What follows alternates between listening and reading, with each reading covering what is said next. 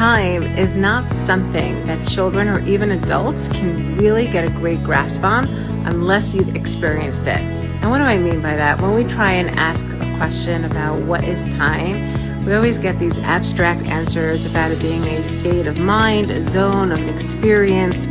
But if we think about it, when we're teaching time management skills, or we're trying to give that component or skill set of what it means to go through time, for children at least, and when it comes to development, time is compared based on accomplishment and own experience of measurable relative experience. What do I mean? When we're teaching a minute or 60 seconds, there is no exact, precise component of how a person can relate to what it means to go through something for 1 minute or 5 minutes.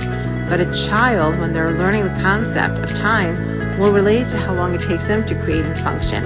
So, for example, a mother's telling a child, you have 1 more minute, or we're leaving in 5 minutes. A child doesn't know what the difference is between 5 minutes and 1 minute. But what they do know is that it takes them about 1 minute maybe to put on their shoes, or 5 minutes to eat a snack.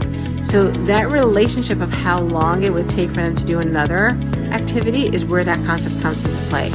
Now, intuitively, as we get older, and those of us who have circadian rhythms know that time, based on the actual mode of the sun and the moon and the tides, does impact us physiologically. But for a young child, the way that they're learning that concept is not because they're in touch with their interoception or their own internal body clock, but rather through the relativity of what it is that they've experienced in the past. So if you're dealing with time management skills and you're seeing it's a hard time, and there's a reason why those timers don't matter to them, or why you tell them in the park, well, 5 minutes and we'll be leaving.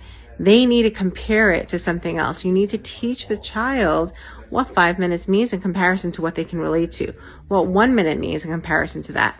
I hope this helped, and if it did, make sure to follow us and drop a comment below.